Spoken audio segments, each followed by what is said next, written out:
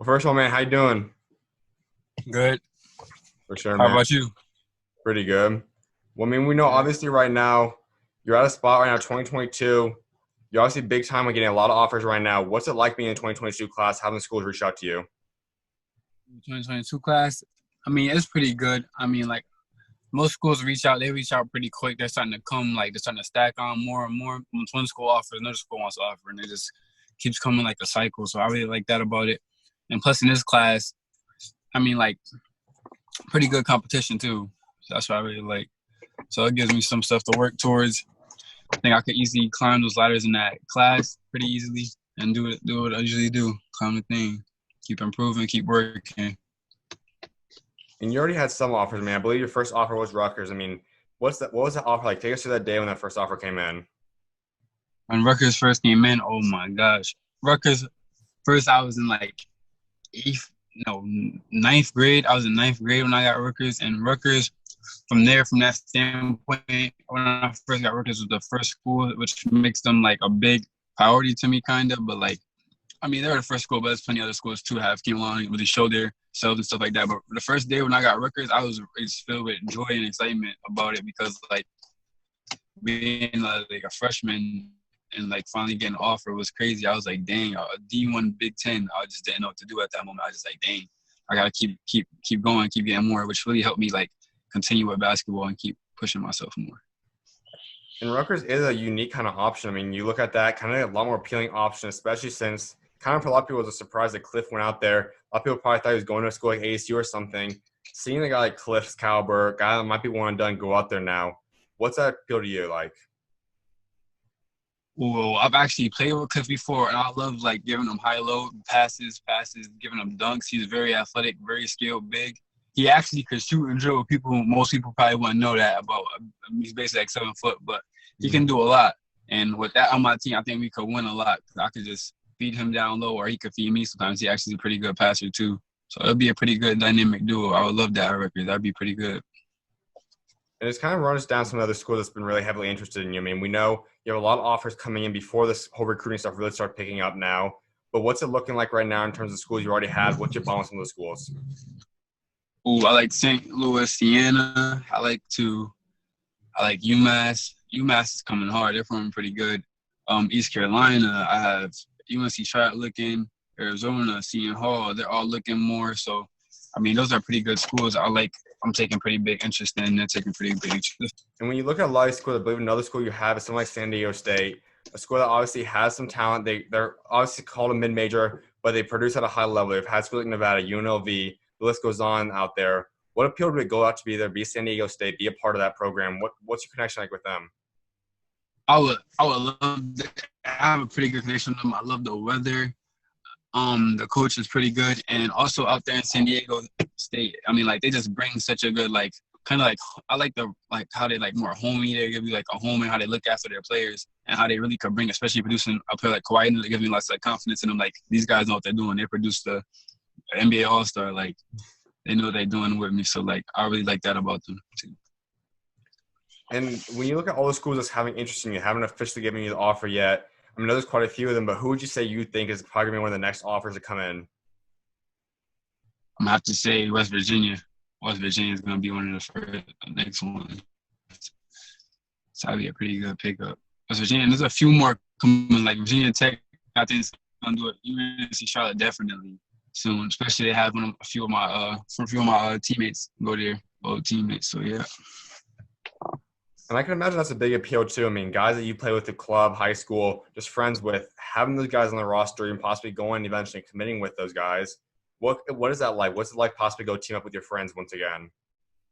Ooh, that feels great. Especially, it depends because it's like you didn't like. If say it's like a player that's your friend, but you didn't really like want to shut him down. Like you don't like playing with him really. Like he doesn't pass the ball. He's just like going crazy, like trying to do too much. Is not really good. Like good teammate. Then nah, I don't want to team with you. But if you got a teammate that you love playing with, you passes the ball. That shit, you got that connection. Definitely, it feels amazing. It feels like you're being reunited with like your best friend again. Like, oh, I just saw my best friend. Like we're back together. We're just reunited, back in the same school and everything. So it's pretty good. You have that bro by your side at school, while you're going to moving out and stuff. Help you and you can help him. You can help each other grind and get better. So yeah. And you kind of talked about Cliff a little bit, emphasize playing with him a little bit. Is he one of those guys that you say would be a fun guy to play with? You really enjoy playing alongside? Heck yeah, Cliff.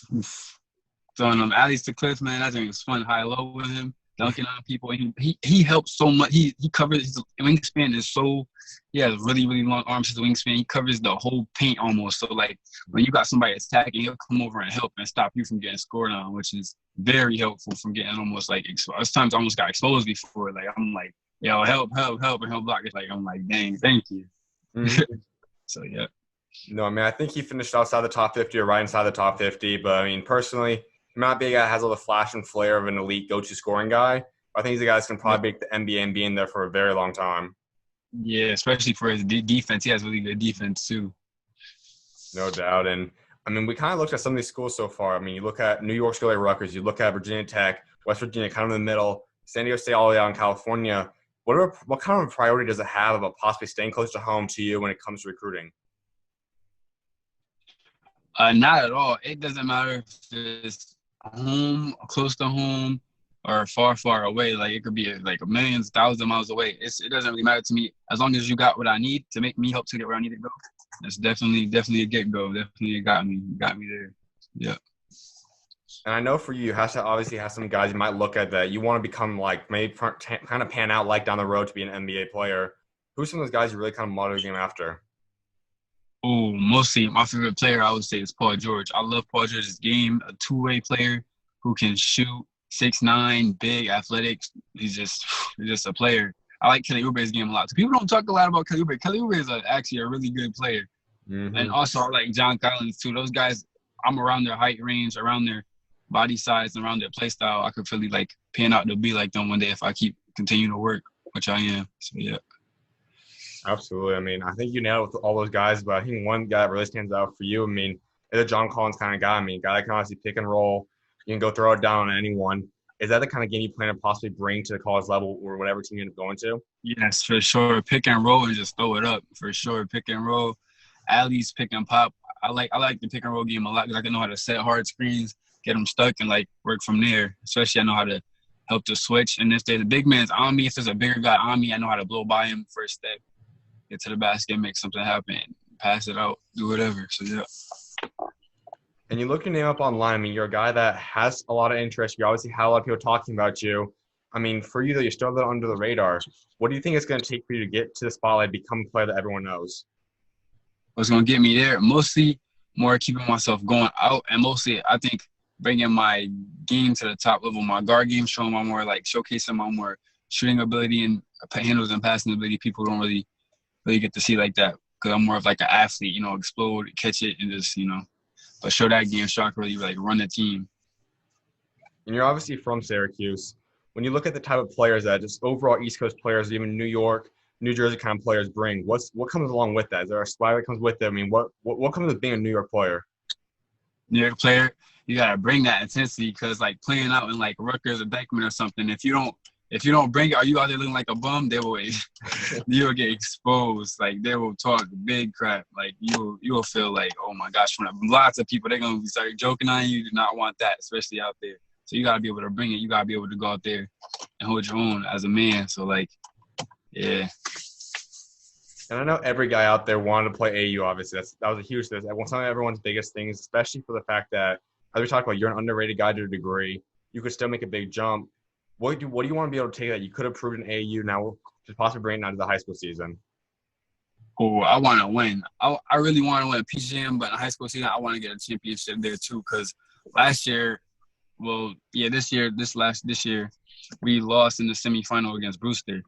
So it was I was sick. It was a nationals too. It was a national semifinal before they played the championship. I think and a championship. So hopefully I can bring a chip. I want to bring a chip home, and And